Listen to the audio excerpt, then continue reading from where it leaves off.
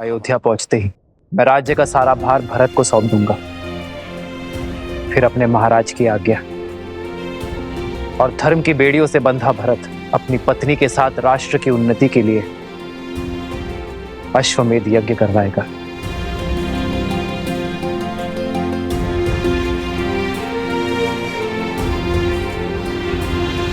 इस भक्त ने जीवन भर अपने प्रभु की सेवा का वचन लिया है। जहां जहां आपके ये पग जाएंगे वहां वहां इस सेवक का प्रतिबिंब पाएंगे। जो अपने प्रतिबिंब से दूर है उनका प्रतिबिंब तुम बनोगे हनुमान। मैं राजभार से मुक्त होकर अपनी सीता को खोजूंगा, तब ना पाव में राजधर्म की बेड़ियां होंगी और ना ही प्रजा के उत्थान की। उपवन से खिल उठी है मेरी अयोध्या, मेरी सीता मेरी प्रतीक्षा में होगी। तभी तो युद्ध के समय हर घड़ी मुझे सीता का आभास था। इतने वर्ष बीत गए प्रभु, क्या आपको अभी भी विश्वास है कि माता सुरक्षित होंगी? विश्वास सीता की अवस्था पर नहीं, उसके दिए वचन पर है, पुनः मिलने के प्रण पर है। सीता का वचन है, शीघ्र ही समय आएगा जब अयोध्या से हर मलिनता नष्ट हो जाएगी, जब राम राज्य एक बार फिर राम सीता को साथ देखेगा। और जब तक ये वचन पूरा नहीं होगा मेरी सीता को कुछ नहीं हो सकता।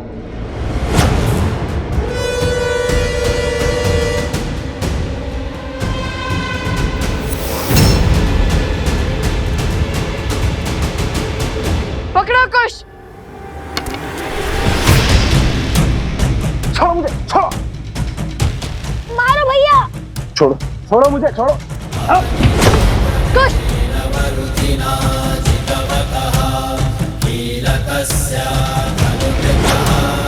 मकरासुर को मारना असंभव है। मैं इक्ष्वाकु वंशज सूर्यवंशी दशरथ पुत्र राम अपने सभी सुकर्मों को जोड़कर, धर्म को जोड़कर ये प्रार्थना करता हूं मेरी सीता और मेरी संतान की सुरक्षा करें। काय का मकरासुर देख रहे हैं भैया, कैसे हमारी माता के पीछे डुबक बैठा है ये केवल मूर्खासुर नहीं, कायरासुर भी है। कायरासुर उचित कहा कुछ। अरे इससे साहसी तो वो बैल था, कितनी श्रद्धा से लड़ा वो हमसे। अरे उसको पकड़ना तो कितना कठिन हो चुका था। भैया आप उस बैल को छोड़िए, मुझे तो उससे ज्यादा वीर वो गधे लगते हैं जिन्हें हमें वन में तोड़े थे। मूर्ख बालकों, मुझ जैसे शूरवीर को एक निर्जीव मटके से तोड़ रहे हो। नहीं छोड़ूंगा, नहीं छोड़ूंगा तुम्हें। सुना है कि जल में इसकी शक्ति चरम पर होती है। जल में ऐसी वीरता है तो जल के बाहर कैसी वीरता होगी? अहंकारी अबोध बालकों, अब एक शब्द और कहा तो प्राण ले लूंगा तुम्हारे। अरे मकरासुर की वीरता तुम क्या जानो? क्रोध संसार से पहले खुद को ले लेता है मकरासुर।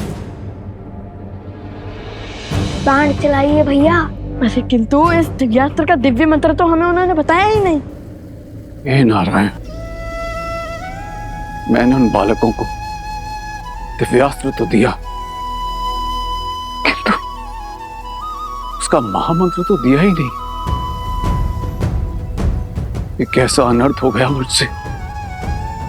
यदि वो बालक नहीं लौटे तो मैं स्वयं को कभी क्षमा नहीं कर पाऊंगा। उन्हें लौटना ही होगा, उन्हें लौटना ही होगा। भैया मैंने कहा था ना वो वृद्ध है, अवश्य ही भूल गए होंगे। तो फिर बाण चलाने का सांग ही कर दीजिए, तब तक कोई युक्ति निकाल लेंगे। अस्त्र है और मंत्र नहीं। क्या बात है, लो चलाओ बार। अब क्या करें? कैसे बचाए माता को? ठीक है, मैं मार देता हूं इसे।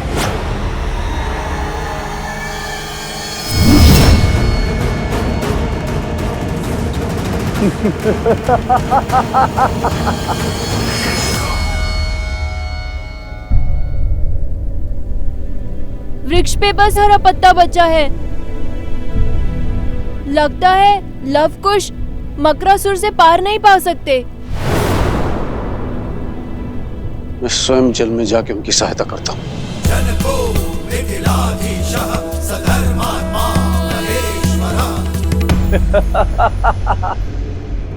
शत्रु का संहार केवल अस्त्र से नहीं, उसके साथ बोले जाने वाले दिव्य मंत्र से होता है। क्या तुम्हारे पिता ने तभी नहीं सिखाया तुम्हें?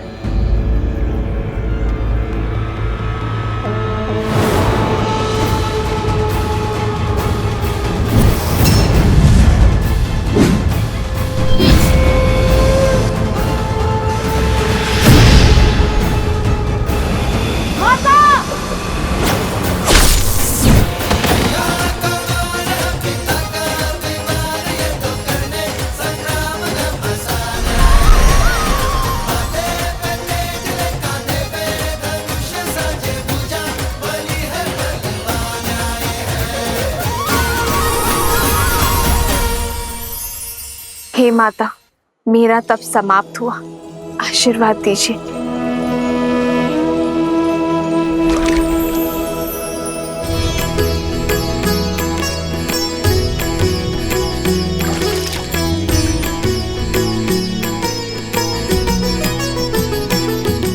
हो लव कुश बल अतुलित बड़े भाई, धीर वीर लव कुश माता, माता।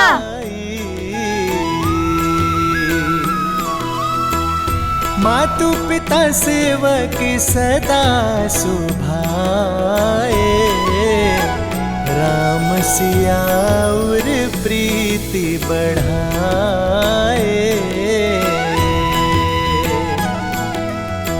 पिता बिनु नित राम ही ध्यावे, मातु सिया पर छत्र फरावे।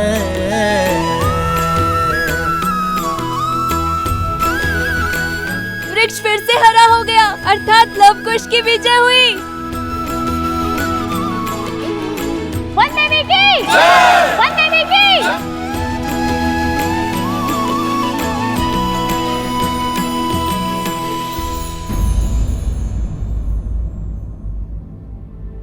अब तुम दोनों बताओगे कि जब मैं तप में थी तब क्या क्या हुआ? अरे माता वो भैया, कथा सुनाने में मैं दक्ष हूँ। ये सर मुझे दीजिए भैया। ठीक है, सुनाओ सुनाओ। वैसे भी मैं तो थकान से चूर चूर हो चुका हूँ। तो हुआ ये माता, आपके ध्यान में जाते ही आकाशमात भयंकर संकट आ पड़ा। और वैसे भी आपके पुत्र तो भगवान वाल्मीकि के शिष्य हैं, वो थोड़ी ना संकट से घबराते हैं।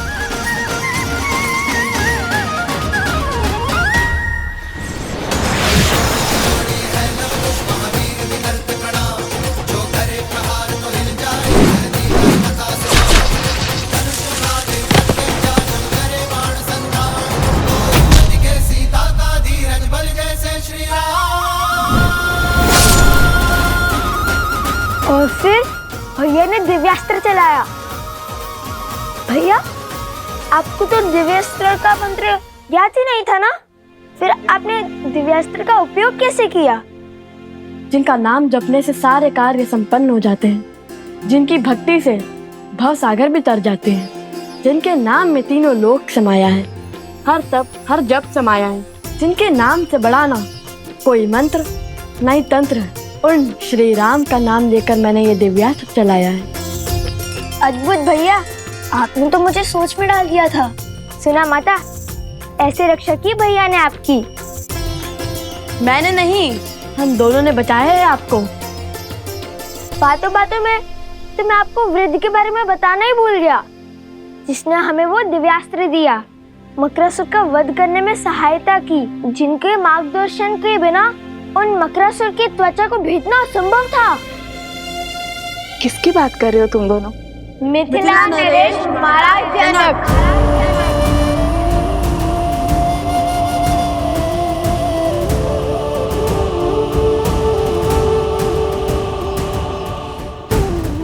वो तो हमारे साथ भी आना चाहते थे, किंतु मैंने मना कर दिया। बड़े वृद्ध हो चुके हैं ना वो, इसीलिए। किंतु अभी भी नदी तट पर आपकी प्रतीक्षा कर रहे हैं वो। उन्होंने कहा कि जिस स्त्री ने तुम जैसे पुत्रों को जन्म और संस्कार दिए, उनसे मिले बगैर वो कहीं नहीं जाएंगे। शीघ्रता से चलिए माता, वे अभी भी हमारी प्रतीक्षा कर रहे होंगे। महाराज जनक। हाँ माता, किंतु उनका नाम सुनते ही आप इतनी चिंतित क्यों हो गई? माता, संकट टल चुका है, अब सारी चिंता छोड़िए और हमारे साथ चलिए। सब आपकी प्रतीक्षा कर रहे हैं, और वो वृद्ध सज्जन भी।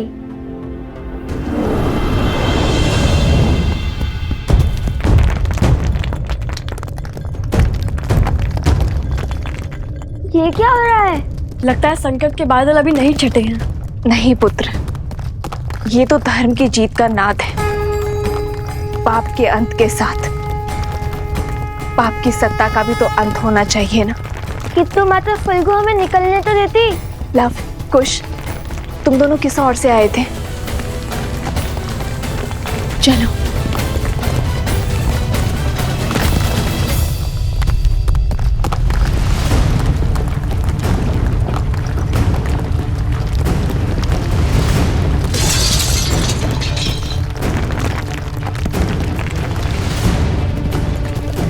भूमि हिल रही है।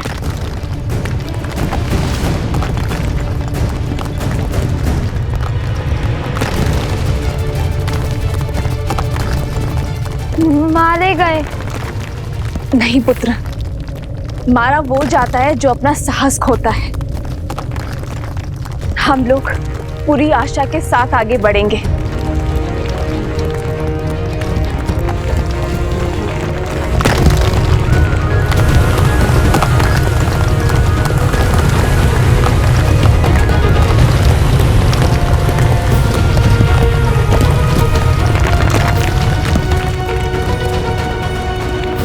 कहाँ रह गए ये लोग? अब तक तो उन्हें आ जाना चाहिए था। मेरा मन तो बहुत घबरा रहा है। धर्म की रक्षा करने वालों को अधर्म कभी भी हरा नहीं सकता। वो आते ही होंगे। लव कुश, मेरा हाथ थामो। हाथ तो आप मेरा थामिए माता।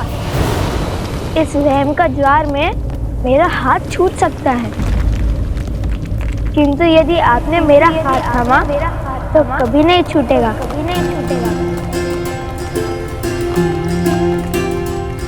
माता, आप कुछ का हाथ थामिए और मैं आपका हाथ पकड़ता हूँ।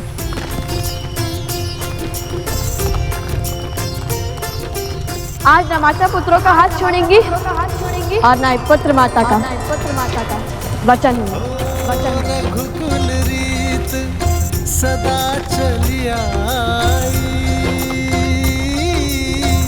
प्राण जाए पर वचन न जाई।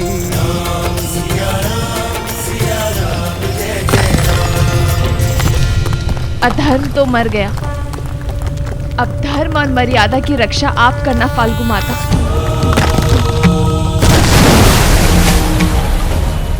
वन देवी, लव, कुश, कहाँ हो सब?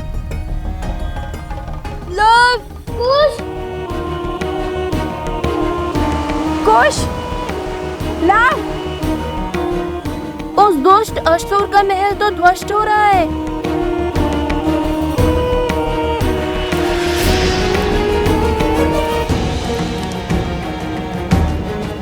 कहीं लव कुश और वन देवी को कुछ कुछ नहीं होगा, उन्हें लौटेंगे। अवश्य लौटेंगे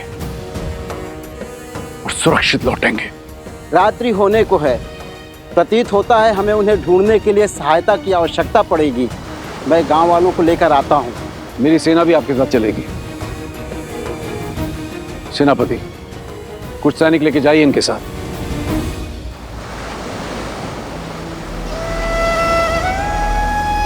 हे नारायण, रक्षा कर।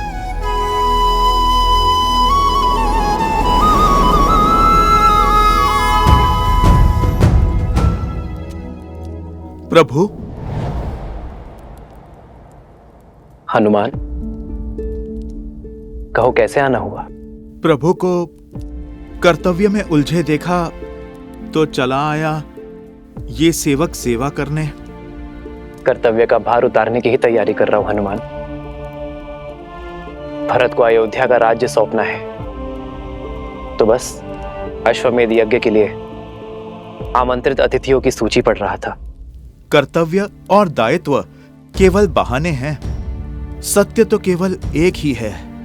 उस काली रात्रि के पश्चात आप कभी ठीक से सो ही नहीं पाए प्रभु। कदाचित हर रात्रि जाग कर बिताने वाले केवल हम ही नहीं हैं हनुमान।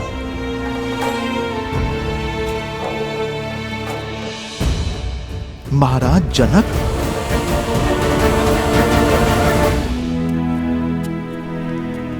जो क्षमा इतने वर्षों से मैं स्वयं को नहीं दे पाया, आशा करता हूं हनुमान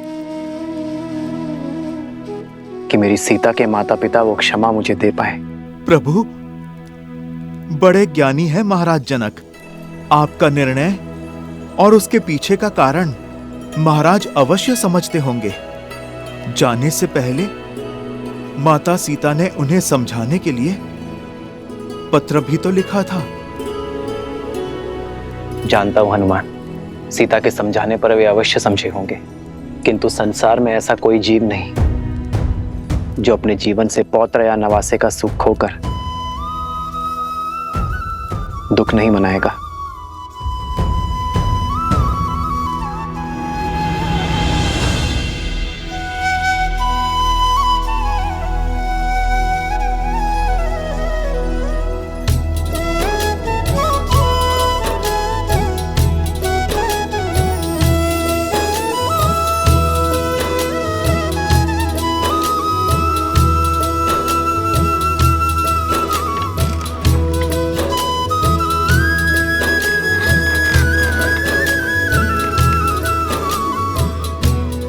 आनंद आ गया।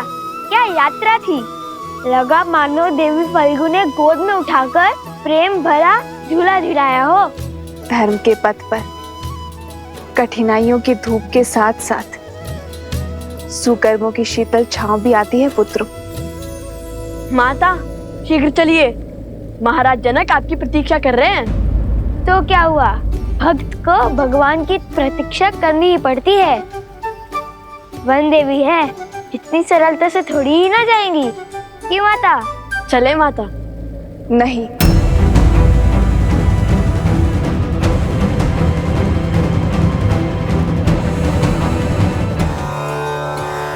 मेरा अर्थ है कि फाल्गु माता ने हमारी इतनी सहायता की, हमें सुरक्षा दी, तो मैं उनके दर्शन कर उन्हें धन्यवाद देना चाहती हूँ। बात तो उचित है। ठीक है कुश, तुम यहीं रुककर माता की रक्षा करो, मैं महाराज जनक को यहाँ लेके आता हूँ। उसकी कोई आवश्यकता नहीं है लव। किसकी आवश्यकता नहीं है? महाराज को लाने की, तुम्हारे यहाँ रुकने की। तुम दोनों जाओ। और वैसे भी अब तो यहाँ किसी असुर का भी भय नहीं है। मैं एकांत में पूजा करना चाहती हूँ। जैसी आपकी आज्ञा। रुको, मिथिला के महाराज से इस दशा में मिलोगे? तनिक अपने केश तो संभाल लो।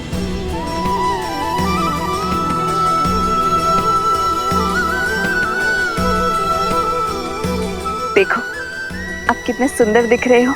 और हाँ, याद रहे महाराज जनक मेरे पिता के समान है, तो उनके आदर में कोई कमी नहीं रहनी चाहिए। समझे तुम दोनों? समझे लो भैया, पूरे सम्मान से बात करना। ये लव के लिए नहीं, ये उपदेश तुम्हारे लिए था नटखट। समझ गया।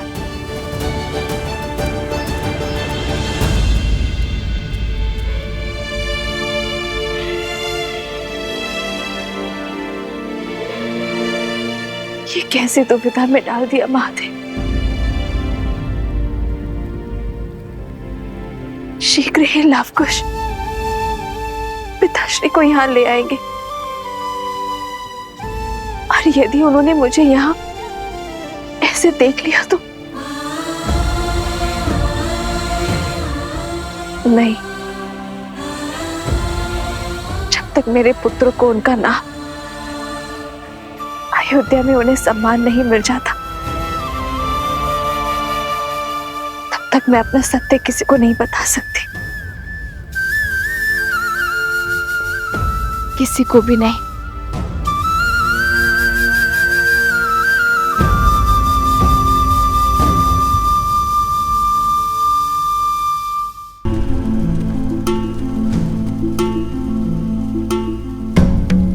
वन देवी और उनके पुत्रों ने हमें उस दुष्ट मकरासुर के आतंक से मुक्त किया है। हमें उनकी विजय ने दूसरा जीवन दान दिया है। हमें भी थोड़ी सहायता करने का अवसर प्रदान कीजिए महाराज। धर्म का मार्ग तो सबके लिए खुला है। सेनापति जी, हमारी सेना की एक टुकड़ी को कहिए कि इस क्षेत्र में चारों ओर फैल जाए। मुझे किसी भी मूल्य में दोनों बालक और वन देवी चाहिए, और हमारी सेना की एक टुकड़ी जल के भीतर भी जाएगी, जिसका नेतृत्व हम स्वयं करेंगे।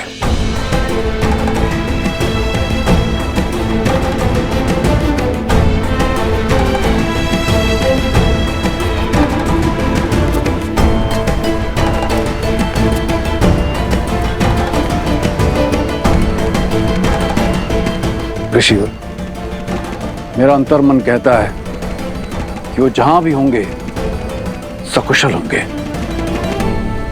महाराज,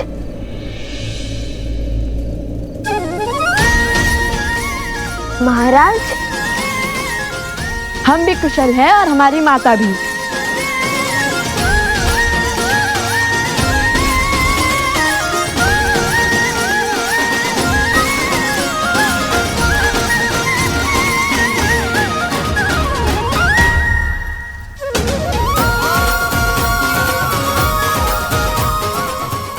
अरे, झील में तो पहले ही भीगे हैं, अब क्या अपने आंसू से भी भिगोएंगे हमें? जानता था असंभव को संभव करके ही लौटोगे, विजयी होकर लौटोगे। जब उस राक्षस का महल ध्वंस हुआ, तब भी तुम्हारे बल पर हमें संदेह नहीं हुआ, किंतु वन देवी कहाँ है? सुरक्षित है। देवी फल्गु की प्रार्थना कर रही हैं। धन्यवाद जो करना है उन्हें। किंतु मैंने तो भूल से तुम्हें महादिव्य मंत्र दिया ही नहीं। फिर मकरासुर का वध कैसे किया तुमने? दिव्य मंत्र नहीं मिला तो क्या हुआ? हमारे पास तो सदैव ही श्री राम की भक्ति की शक्ति रहती है। मैंने श्री राम का नाम लिया और वो बाण साधा, और उसने मकरासुर का वध। श्री राम के नाम में अत्यंत शक्ति है।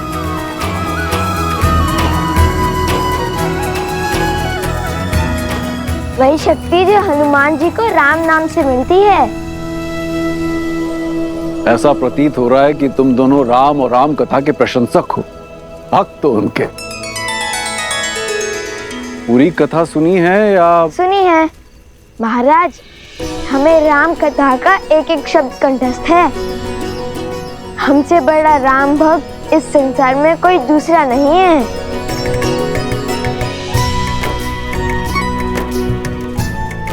लगता है आपने हमारी पूंछ पर ध्यान नहीं दिया।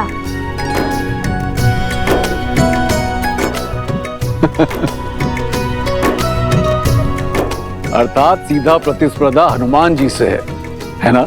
प्रतिस्पर्धा होती तो कब के जीते होते, क्योंकि लव कुश हनुमान जी से भी बड़े राम भक्त हैं। जब भी संकट में होते हैं तो श्री राम का नाम लेते हैं, श्री राम का अनुसरण करते हैं। और जब भी दुख के बादल छाते हैं तो देवी सीता का नाम लेते हैं।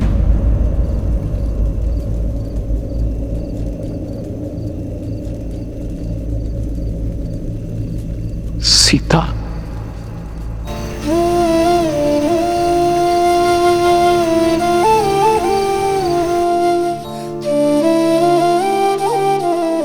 पिताश्री, समझ गया, पुत्री की स्मृति में दुखी हो गए। माता कहती है कि पुत्री पिता का घर छोड़ पति का संसार बसाती है, इसलिए पिता की प्रिय होती है। किंतु आपकी पुत्री तो पूरी अयोध्या की प्रिय बन गई, श्री राम की अर्धांगिनी बन गई। भला आपको कैसा दुख, कैसी चिंता? आप चिंतित ना हो महाराज, हम शीघ्र ही अयोध्या जाकर श्री राम और देवी सीता को आपकी कुशलता का क्षम पहुंचाएंगे। अयोध्या? हाँ, अयोध्या, आपकी पुत्री का राज्य, उनका घर, जहाँ वो श्री राम के साथ सुख से रहती हैं।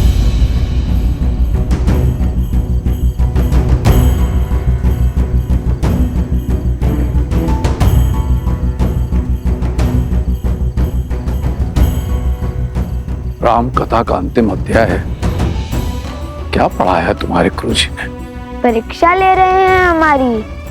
अंत में राजा राम और महारानी सीता का पट्टाभिषेक होता है और वो सुख से अयोध्या का कार्यभार संभालते हैं। कैसी अभागी हूँ मैं, इतने वर्षों बाद पिताश्री को देख तो सकती हूँ, किंतु उनके समक्ष नहीं जा सकती, उनके चरण स्पर्श नहीं कर सकती, सुख दुख के बोल नहीं बोल सकती, उन्हें उनके नातियों का परिचय नहीं दे सकती।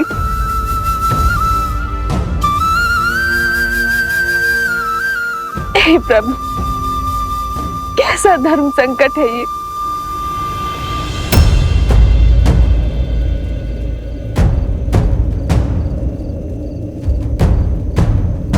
क्या करें आप ऋषि कुमार?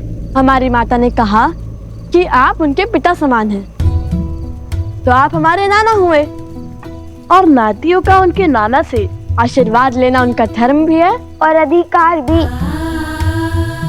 मुझे क्षमा करना पिताश्री, मैंने आपसे अपने नातियों के साथ खेलने का सुख, उनके बालपन में अपनी संतान का बालपन जीने का सुख, उन्हें कथाएं सुनाने का सुख, उनके मुख से नाना शब्द सुनने का सुख सब छीन लिया।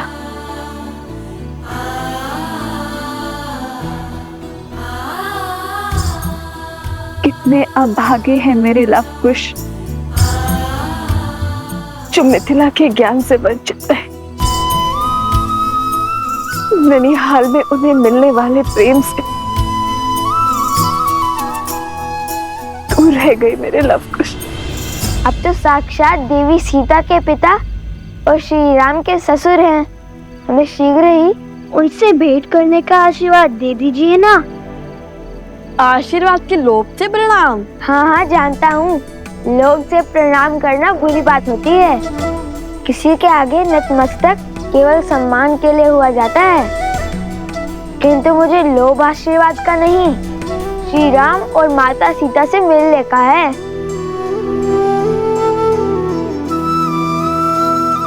ईश्वर सदैव तुम्हारे हृदय को भोलेपन से भरा रखे।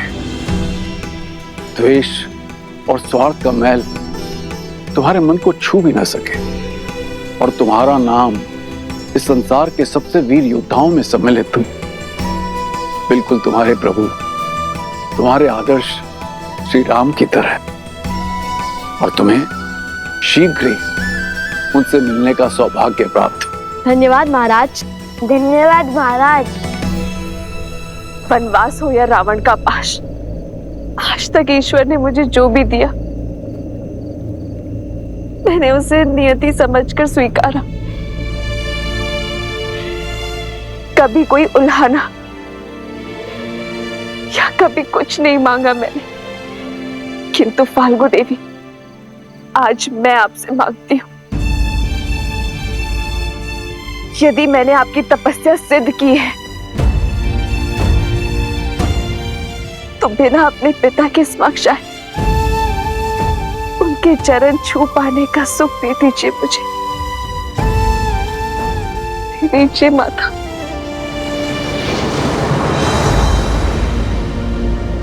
तुम दोनों से मिलकर लगता है कि तुम दोनों मेरे अपने हो, मेरा अपना अंग।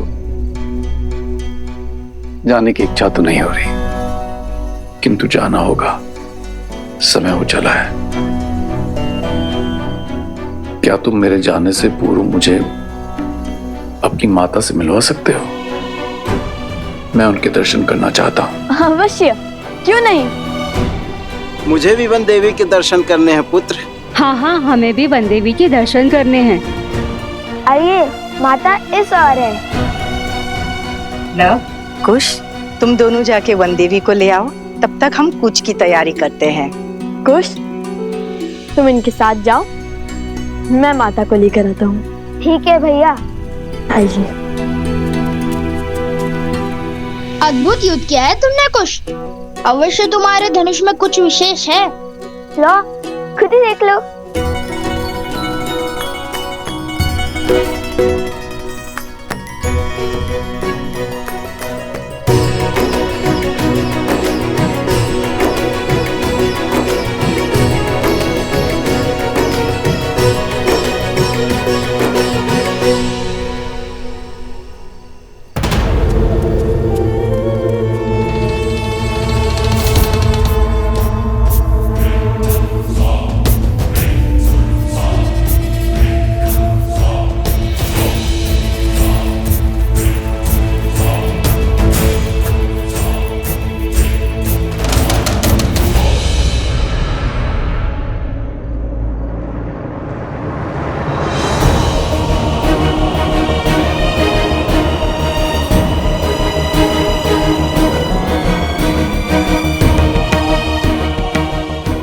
मेरी विनती सुनिए फाल्गु माता, मेरी विनती सुनिए। सोमकरण, सोमकरण।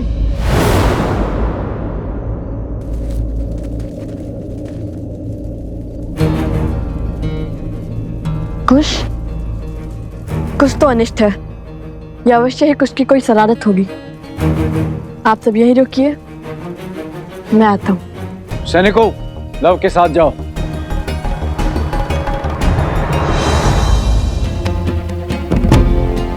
जाओ, वो दीप ले आओ।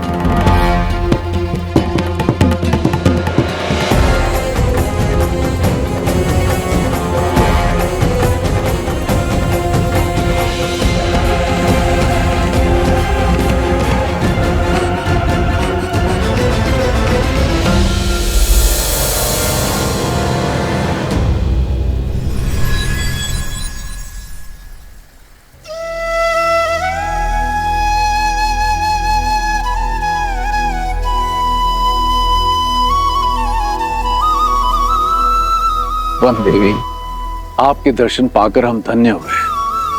आपके पुत्रों को देखकर दो राजकुमारों का स्मरण हो आया, राम और लक्ष्मण।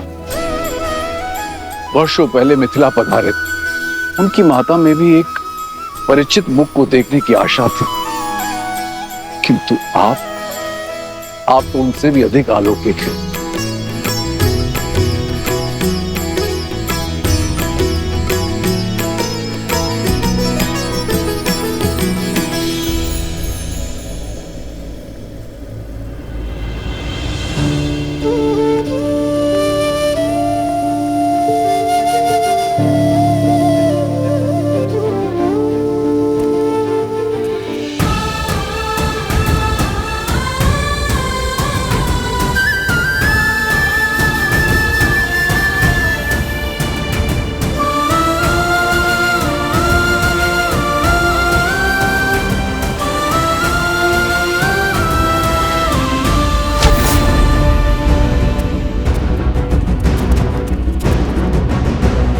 उस और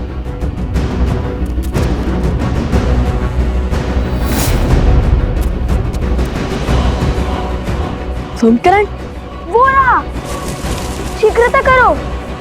रुको।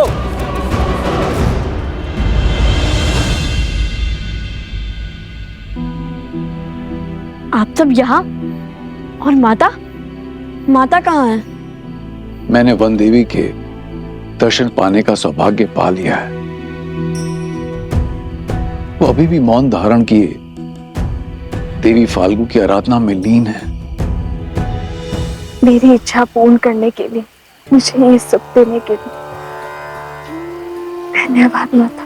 ये मेरा नहीं, आपके सुकर्मों का, आपकी शुद्ध भक्ति का प्रताप है देवी सीता। मैं आपके तप से प्रसन्न हुई, परंतु अब मुझे आपके पुत्रों से कुछ चाहिए। मेरे पुत्रों से? क्या माता? ऋषिवर, आपने हमें क्यों रोका? सोमकर्ण के प्राण संकट में हैं।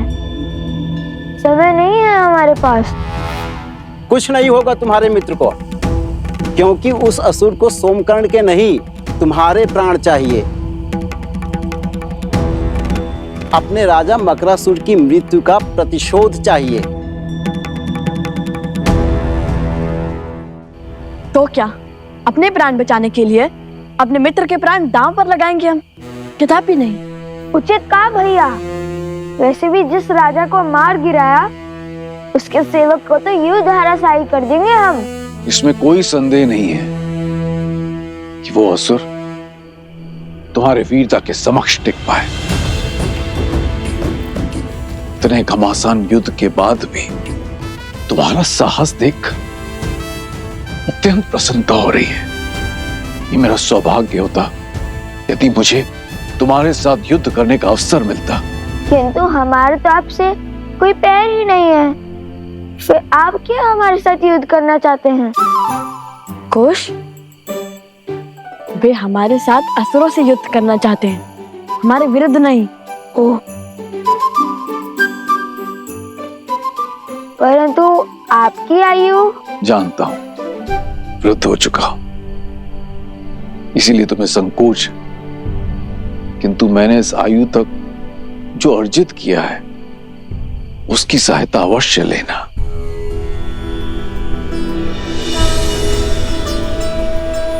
जनको मिथिलाधीशः सधर्मात्मा महेश्वरः।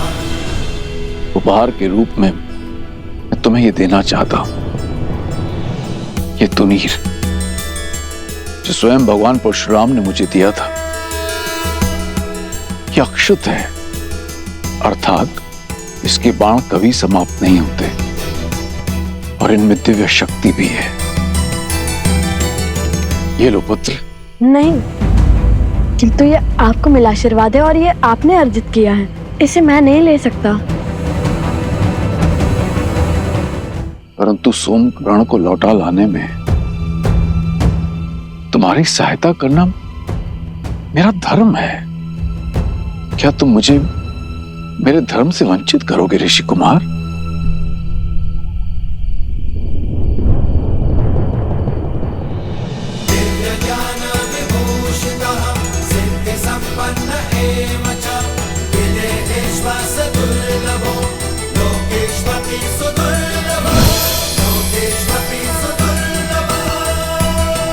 विजयी भव। अब आप जाइए महाराज, और हमारे लिए चिंतित ना हो। हाँ, यदि श्री राम ने चाहा तो हम शीघ्र ही ये भेंट लौटाने आएंगे।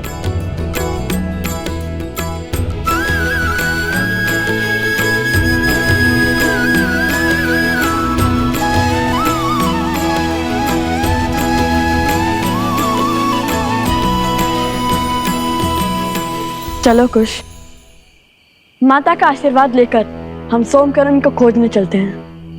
अभी तुम्हारे कार्य शेष हैं। माता फल्गु तुमसे कुछ चाहती हैं।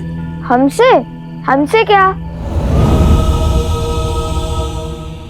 उत्तर नहीं देना था तो बोलते थे, क्यों आंखें क्यों मूंद ली? कुश, वे ध्यान कर रहे हैं। क्षमा ऋषिवर, अब ये मौन रहेगा।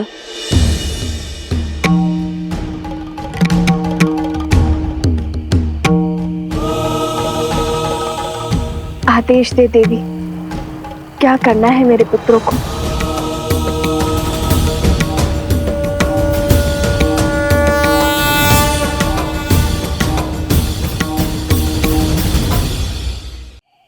आदेश दे देवी, क्या करना है मेरे पुत्रों को। आपने और आपके पुत्रों ने मुझे नया जीवन दिया है। सीता, मैं चाहती हूँ आपके पुत्र अपने हाथों से मेरे इस तट पर एक मंदिर बनाएं, आपका।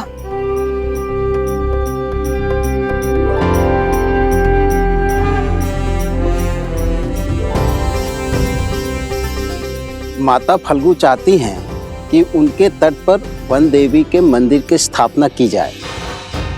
क्या? और मंदिर का निर्माण करेंगे लव कुश। वन देवी की, वन देवी की, वन देवी की, वन देवी की। वहाँ क्या हुआ? ऋषि असुरी के तप में मेरी इच्छा जानने की शक्ति, उन्होंने ये इच्छा सबको बता दी। आपका आभार माता।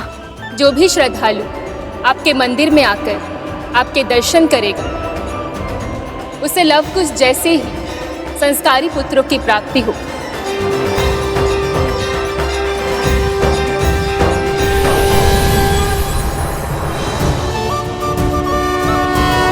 यदि हम अभी मंदिर बनाएंगे तो सोमकरण को बचाने में विलंब होगा, कष्ट में होगा वो।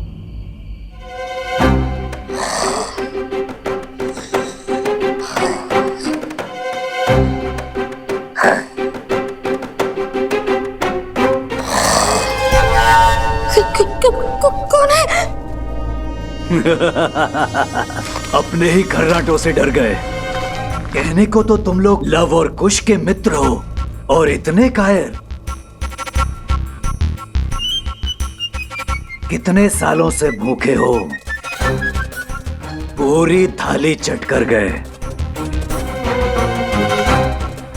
मैं ही मूर्ख हूं जो तुम्हारे हाथ में धनुष देख के तुम्हें कुश समझ बैठा था। मन तो करता है तुम्हें अभी खा जाऊं, किंतु रक्त केतु अपना उद्देश्य पूरा करने के लिए तुम्हारा उपयोग करना चाहता है। रक्त केतु? वो मायावी असुर जो रक्त बहने पर मरता नहीं है, बल्कि अपना रक्त बढ़ाता जाता है। वो दूसरों के रक्त पर ही पलता है, उसके रक्त की एक एक बूंद चूस लेता है।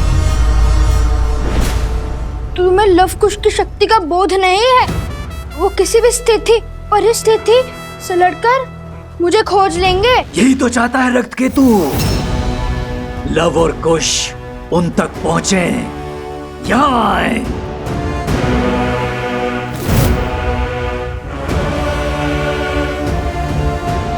चिंतित मत हो, इस मंदिर की स्थापना से धर्म की शक्ति बढ़ेगी और अधर्म दुर्बल होगा। कुछ ही क्षण में सूर्य उदय होगा और सूरज के पहली किरण के साथ मंदिर की स्थापना करके तुम दोनों प्रस्थान करोगे। जो आज्ञा ऋषिवर। जो आज्ञा ऋषिवर।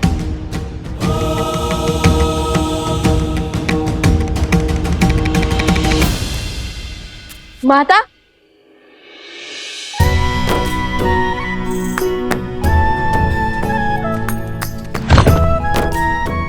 जानती है माता, देवी फल्गु ने हमें आपका मंदिर बनाने का आदेश दिया है। आदेश नहीं, सौभाग्य कहिए भैया।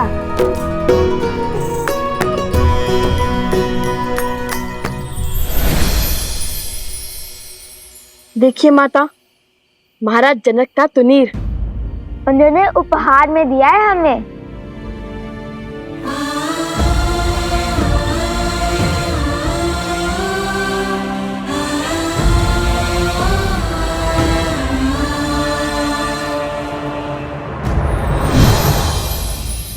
सोमकरण को लौटा लाने में हमारी सहायता के लिए भेंट दी है उन्होंने। सोमकरण? क्या हुआ है उसे? माता, मकरासुर का एक असुर सैनिक उसे उठा ले गया।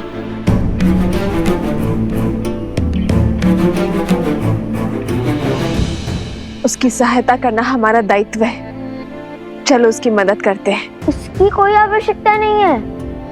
मेरा मतलब है कि ऋषि अश्विनी ने पहले मंदिर बनाने और फिर भोर की पहली किरण के साथ सोमकरण को खोजने का आदेश दिया है, जिससे धर्म की शक्ति बढ़ेगी और अधर्म दुर्बल होगा।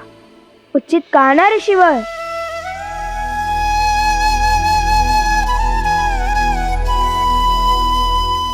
ऋषिवर सोमकरण? चिंतित ना हो देवी, लवकुश सोमकरण को अवश्य खोज लाएंगे, किंतु देवी फल्गु की इच्छा पूरी किए बिना उनका यहाँ से प्रस्थान अनुचित होगा। जैसी देवी फल्गु की इच्छा। आप विश्वास रखिए माता, कल भोर तक आपका मंदिर भी बन जाएगा और हम सोमकरण को लाने के लिए निकल चुके होंगे। कुछ नहीं होने देंगे हम सोमकरण को। वही तो है जो मेरी हर कथा पर 100% विश्वास करता है। ना कोई प्रश्न पूछता है और ना कोई उत्तर चाहता है। अपने परम मित्र को प्राण देकर भी बचाऊंगा मैं। अब मंदिर निर्माण करते हैं, तो ये कथा भी तो सोमकरण को सुनानी होगी ना।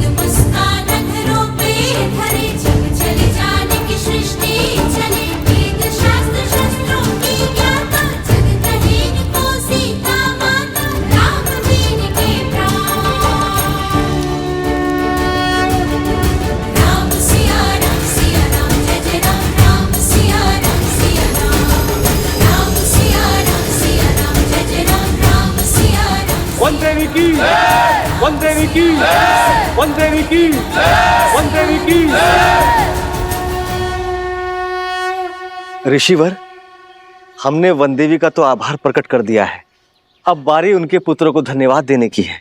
हम सब उनके आभारी हैं ऋषिवर।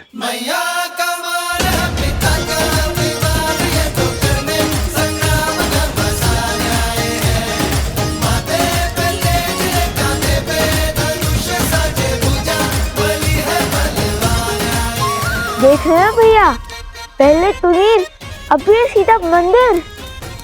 माता ने क्या कहा था कि धर्म के पथ पर धूप भी होती है और छांव भी। समझ गया।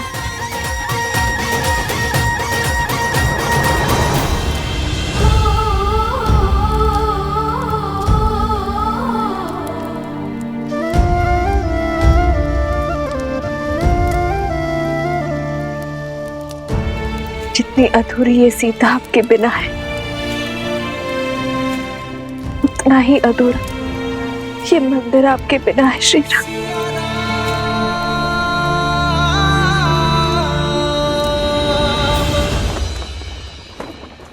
क्षमा करें प्रभु, मुझे नहीं लगता कि भरत भैया आपका ये आदेश स्वीकार करेंगे।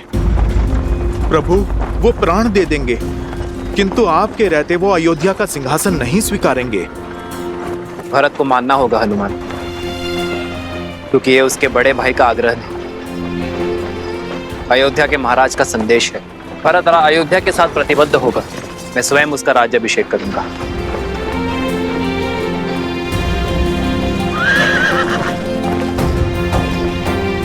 रथ क्यों रोका सारथी?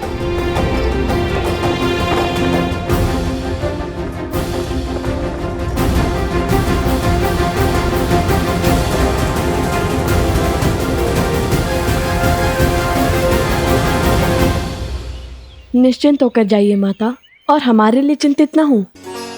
हम शीघ्र ही आश्रम पहुंच जाएंगे, वो भी सोमकरण को लेकर। ऋषि अश्विनी ने हमें उत्तर की ओर जाने का आदेश दिया है, वही मिलेगा सोमकरण। बच तो जाएगा ना? क्यों नहीं बचेगा? उसे पकड़ने वाला मकरासुर का तुच्छ सेवक है और हम मकरासुर को मारने वाले लव कुश प्राणी तो इसके संकट में है। मूर्ख है जो हम जैसे वीरों से टकराने का दुस्साहस कर बैठा।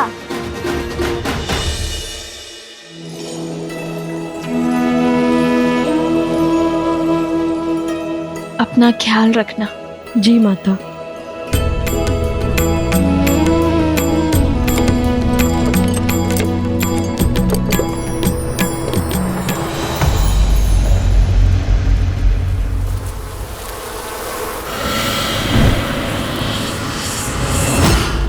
मेरा बच्चा चंद्रबाबू।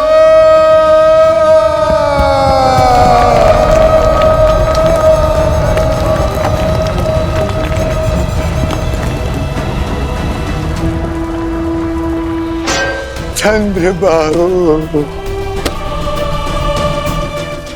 चंद्रबाबू, मेरे पुत्र।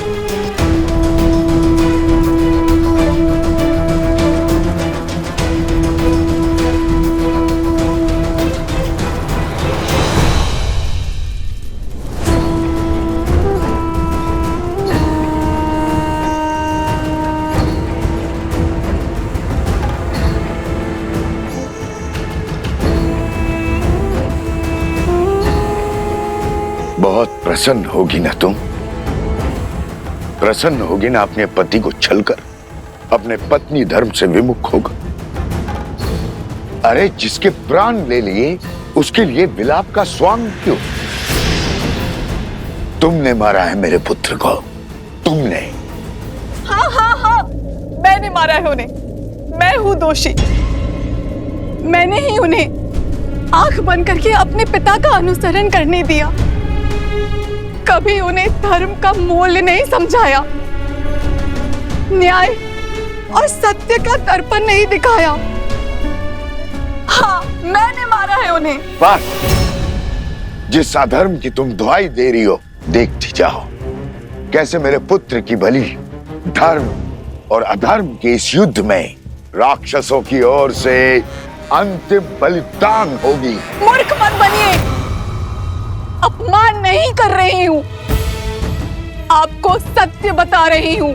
आप चाहे कुछ भी कर लें, आपका पुत्र वापस लौट के नहीं आने वाला और उनकी आत्मा को आपके झूठे धर्म की हार, धर्म की जीत से कोई अंतर नहीं पड़ता।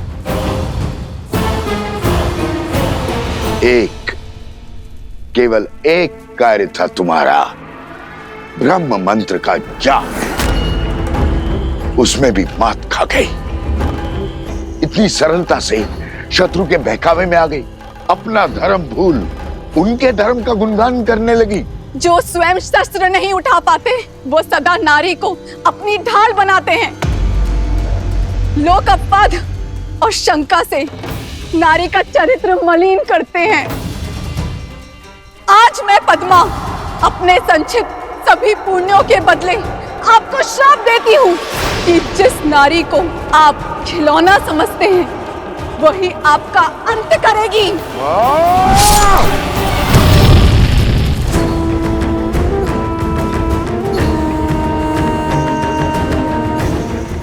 जिस नारी को आप खिलौना समझते हैं वही आपका अंत करेगी।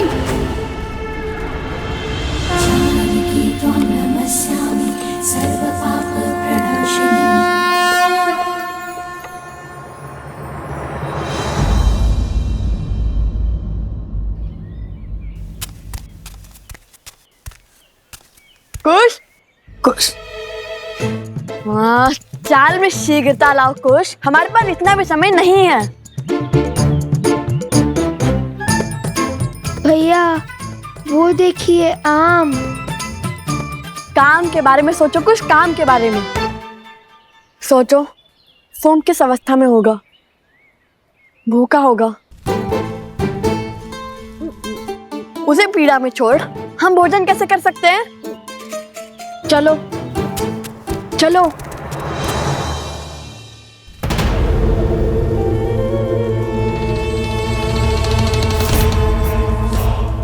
रक्त केतु,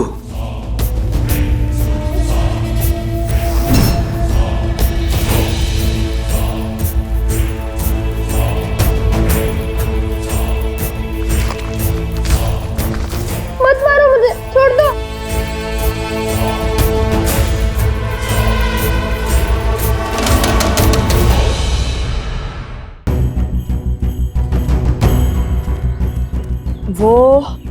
वो इस ओर गया होगा, क्योंकि अन्य दिशाओं में तो राजा श्री राम का राज्य फैला हुआ है।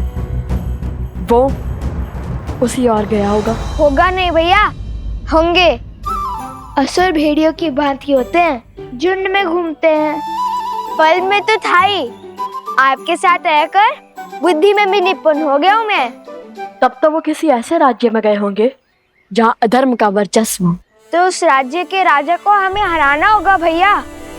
जब उस राज्य का अंत करेंगे तब उस राज्य पर हमारा अधिकार हो जाएगा ना भैया। किंतु हम तो ऋषि पुत्र हैं, राजकुमार नहीं। तो हम इस राज्य का क्या करेंगे? हम वो राज्य श्री राम के चरणों में अर्पित कर देंगे। चलो शीघ्र चलते हैं।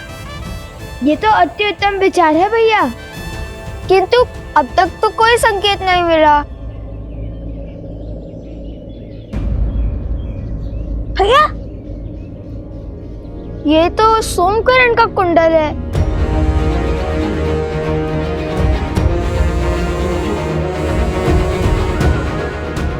अर्थात वो उसे इसी ओर ले गए होंगे। सचेत रहो भैया। श्री राम के चरणों में राज्य रखने से पहले ही हमें संकेत मिल गया। चलो अब हम केवल श्री राम की बातें ही करेंगे।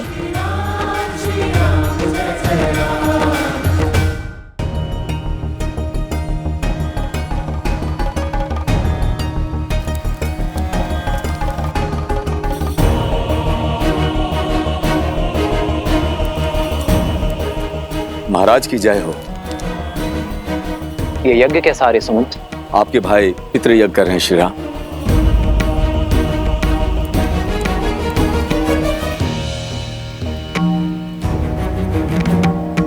अकस्मात ये पितृयज्ञ क्यों? आर्य सुमंत, प्रभु के प्रश्न का आप उत्तर दीजिए। आपने युद्ध से लौटकर राजकुमार भरत को राजभार संभालने का निर्णय किया था, और वो अपने राजा की आज्ञा को ठुकरा नहीं सकते, इसलिए वो ये यज्ञ कर रहा है।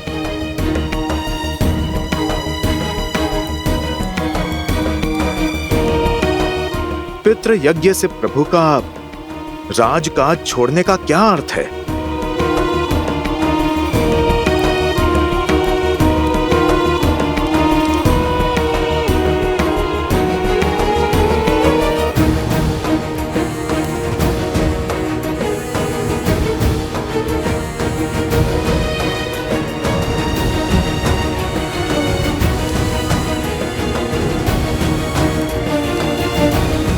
भैया आ गए।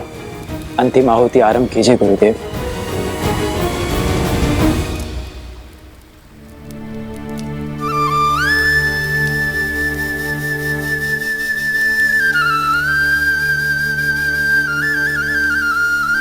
भरत के इस निर्णय का मुझसे क्या संबंध?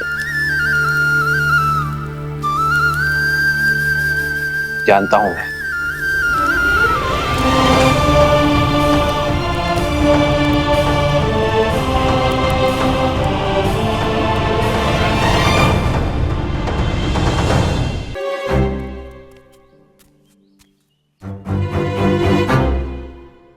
क्या हुआ? कोई संकेत मिला क्या? मिला, किंतु संकेत नहीं, प्रश्न। यदि युद्ध जीते तो राज्य श्री राम के चरणों में रख देंगे, है ना? हाँ, किंतु इतना कठिन कार्य हम करेंगे कैसे? राज्य में बसे घर, वन, उपवन, नदियाँ, गौशालाएं सब उठाकर कैसे धरेंगे श्री राम के आगे? चलिए मान लीजिए हमने हनुमान जी की बातें राज्य को अपने कंधों पर उठा भी लिया, तो भी लेकर कैसे जाएंगे? और मान लो जैसे तैसे ले ही गए, तो क्या इस राज्य को अयोध्या के ऊपर ही रख देंगे क्या? ये प्रश्न भी श्री राम के लिए बचा के रखूं। हाँ, यही उचित रहेगा। कह देंगे कि हम तो प्रण से बंधे हैं, हम तो राज्य ले आए। अब आप बताइए, आपके चरणों को राज्य पे रखे या राज्य को आपके चरणों पे रखे? तुम क्या सच में इतने मूर्ख हो? नहीं, पर भूख से ध्यान भटकाने के लिए बात ही बना ली।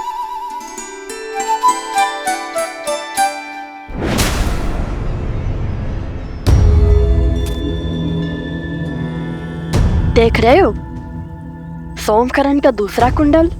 अवश्य ही उसने हमें मार्ग दिखाने के लिए फेंका है।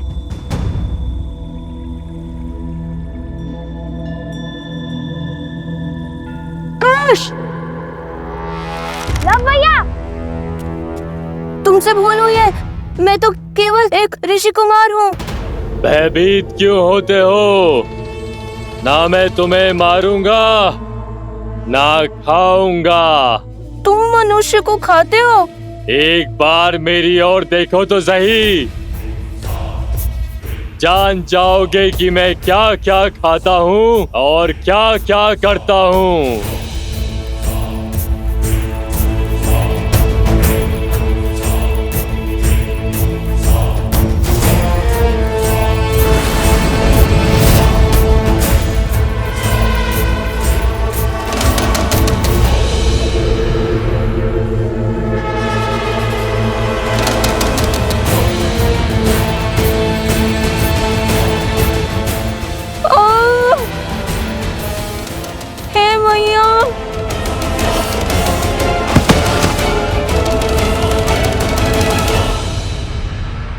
महाराज सहस्त्रमुख रावण को सूचित किया, आने दो उन्हें और देखने दो रक्त केतु की शक्ति। जो कार्य तुम्हारा मूर्ख मकरासुर नहीं कर पाया वो मैं करूंगा। लवकुश को अब तक इसके कुंडल मिल गए होंगे, शीघ्र वो यहाँ आएंगे और इस मायावी गुफा में लुप्त हो जाएंगे।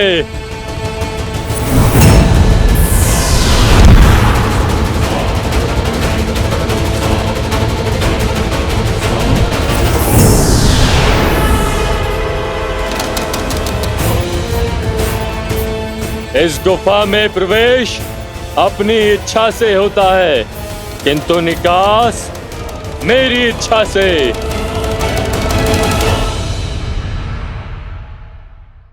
लो भैया, लो। इतना क्यों चिल्लाते हो? ये देखो, ये तो सोमकर्ण का वस्त्र है। हम उचित मार्ग पर हैं। चलो। ओम पूर्णमस्य पूर्णमादाय पूर्णमेवावशिष्यते।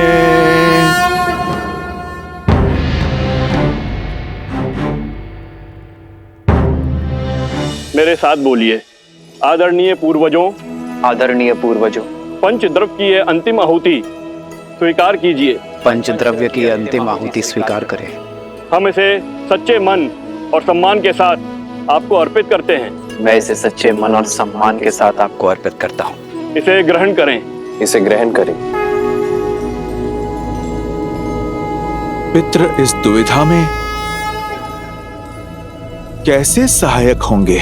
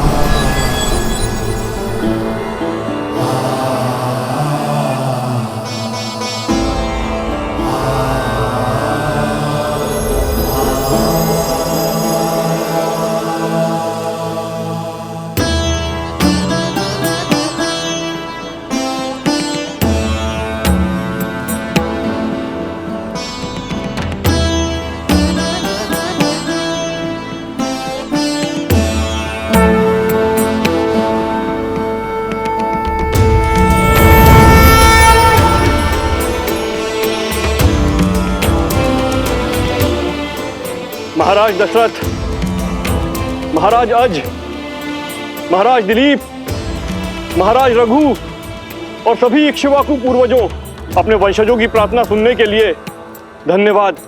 आपके कुल को आपके मार्गदर्शन की आवश्यकता है।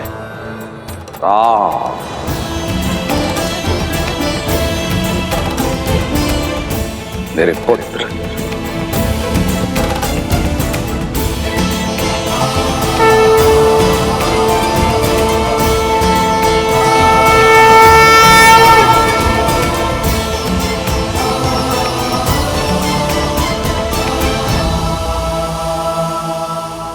प्रणिपात पिताश्री।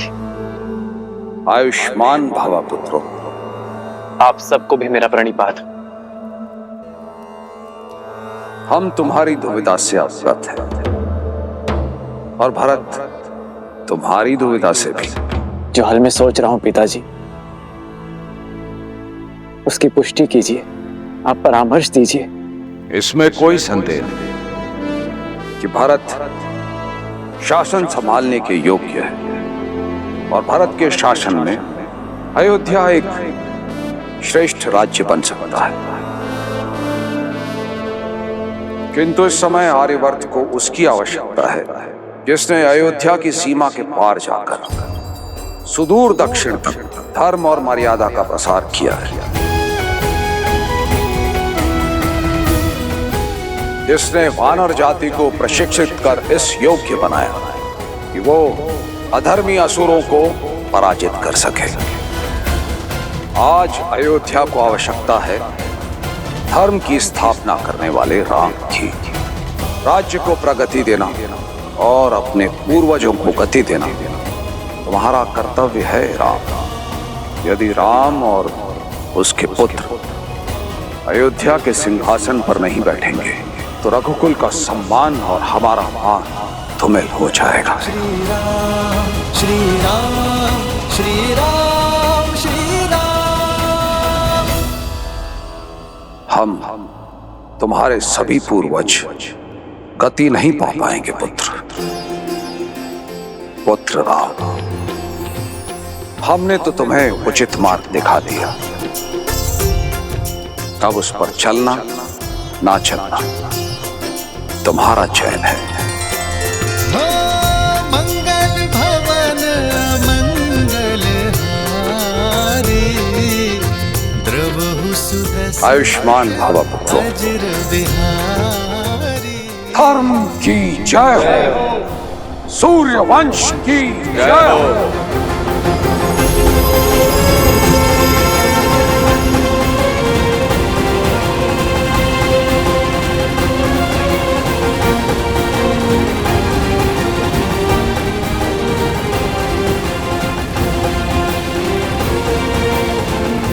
भैया,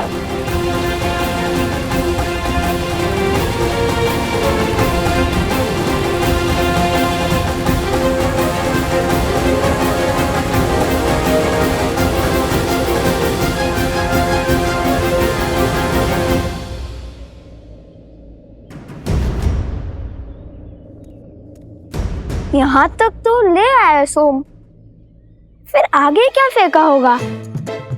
धोती और फिर कॉपिन। क्या कह रहे हो? बाद में अगर धोती मिली तो उसे लौटा देंगे।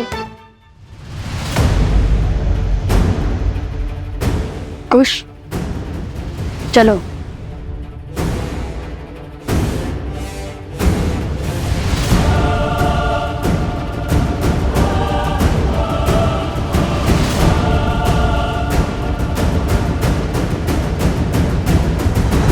जानता हूं कि तुम परिस्थितियों के पाश में उलझे हुए हो राम, किंतु मनुष्य को अनगिनत कर्तव्यों में से सदा सबसे पहले सबसे महत्वपूर्ण कर्तव्य को प्राथमिकता देनी चाहिए।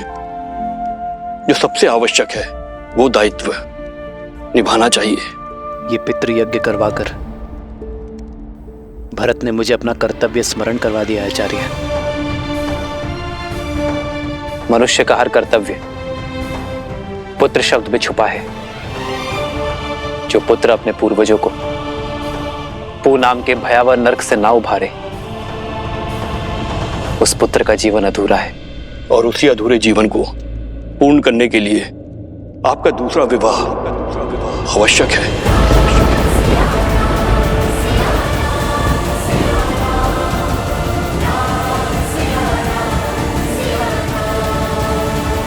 यदि आपने अयोध्या के सिंहासन का त्याग किया तो प्रजा और पूर्वज दोनों के हृदय को दुख पहुंचेगा।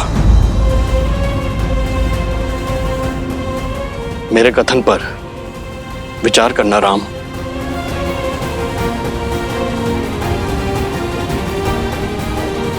जी आचार्य। कल्याण।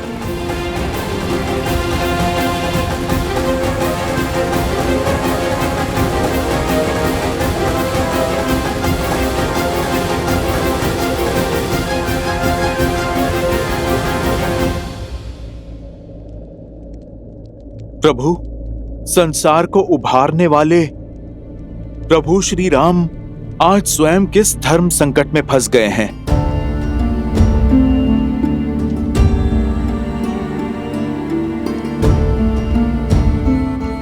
ये समय तो आना ही था हनुमान। वास्तविक धर्म युद्ध लंका में नहीं, अयोध्या में है।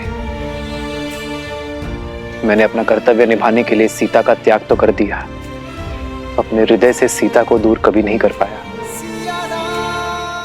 कारण चाहे जो भी हो, यदि आज मैंने दूसरा विवाह किया तो ये समस्त समाज इसे अनुचित उदाहरण मान स्त्री के विरुद्ध अन्याय करता रहेगा। यदि धर्म की मूरत सीता को अन्याय मिला तो ये समूची स्त्री जाति कभी न्याय नहीं पा सकेगी हनुमान। प्रभु, तब तो सीता मैया को लौटने का अवसर मिलना चाहिए। इतने वर्षों आप दोनों ने जो तप किया, अब उसका फल आपको मिलना चाहिए प्रभु। सोमकरण अवश्य ही भीतर बंदी होगा।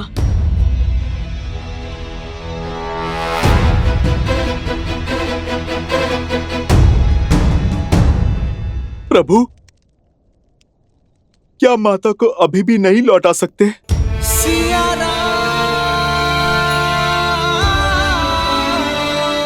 अभी भी असुर और असुरी सोच जीवित है हनुमान। अधर्म को जड़ से निकालने में अब भी समय है। हमारी छोटी सी भूल लोक अपवाद की चिंगारी को भड़का सकती है।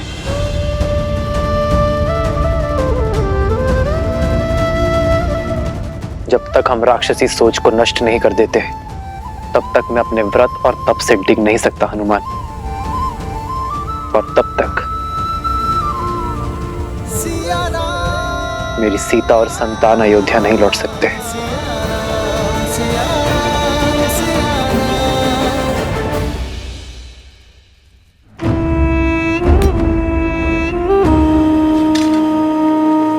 चाटुकारिता करके 4 पग भी आगे नहीं बढ़ पाओगे। उठो और क्रोधित मत करो मुझे। सिंह समझकर बकरी उठा लाए हो मूर्ख। भूल तो हुई है, फिर सोचा ले आए ही हैं तो उन तक पहुंचने की सीढ़ी ही बना लेंगे। अद्भुत। अब तनिक मकरासुर की योजना स्मरण कराना मुझे। मौन क्यों हो? बोलो। सीता को बंदी बनाकर लव और कुश को अपने पास बुलाएंगे। यही तो समस्या है असुरों की। अहंकार में चूर होकर बुद्धि से ही मुख मोड़ लेते हैं, विवेक का उपयोग ही नहीं करते। बस, मैं कोई साधारण असुर नहीं हूं जो संसार से दूर नदी के तल में जीवन बिता रहा हूं। मैं रक्त केतु हूं जो आज उन बालकों का संहार करेगा, आपके भ्रम को तोड़ेगा। इस मायावी गुफा में एक बार प्रवेश किया तो निकल नहीं पाएंगे वो दोनों, और इस गुफा को बिना दिव्य अस्त्र के भेदना असंभव है। शत्रु पर वार करने से पहले उसकी पहचान जान लेना आवश्यक है रक्त केतु।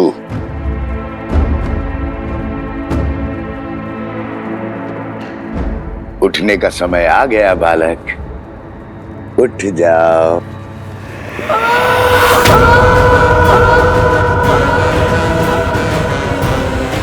ये तो सोमकरण की ध्वनि है। कुश, वो अवश्य ही भीतर है। तो उस ओर जाकर देखो, और हाँ, केवल संकेत की भाषा में बात करना।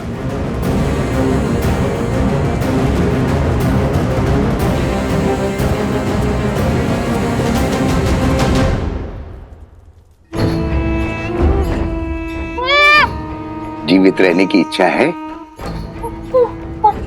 तो सुनो, तुम्हारे वो दो मित्र हैं, लव और कुश। तुम जानते हो वो दोनों कौन हैं? वो वन देवी के पुत्र। और ये वन देवी कौन है? लव कुश की माता। केवल लव कुश की माता नहीं, मूर्ख बालक, श्री राम की अर्धांगिनी, अयोध्या की महारानी है वो। सीता है वो, सीता।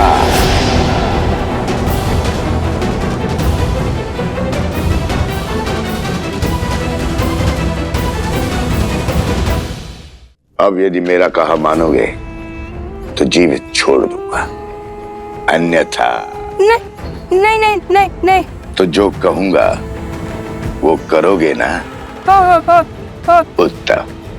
तो सुनो, लव और कुश को मिथिला ले जाओ, और जब मैं वहां कहूं तो सारे समाज, सारी प्रजा के सामने, सारी मिथिला के सामने कहना कि वन देवी ही सीता है।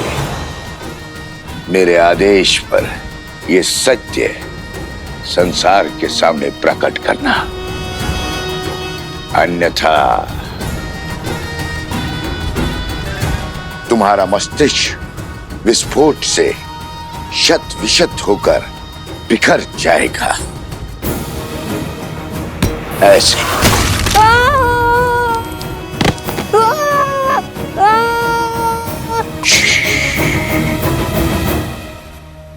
चिल्लाओ मत।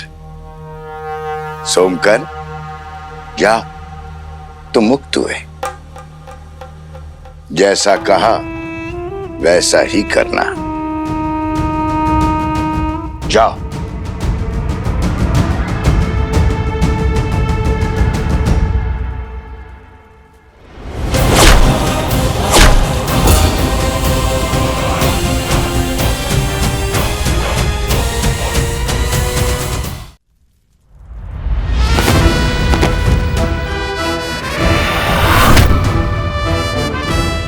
चिंतित मत हो सोमकरण, हम आ गए हैं। तुम क्यों आ गए?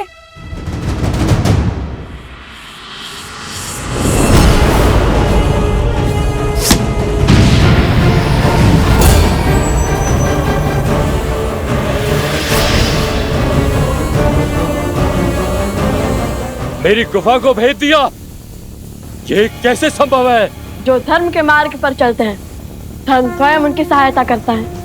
तुम्हारे इस मायावी गुफा को भेजने के लिए महाराज जनक सहायता दे चुके हैं, और ये उनके दिव्य तुनीर से निकला हुआ दिव्यास्त्र है।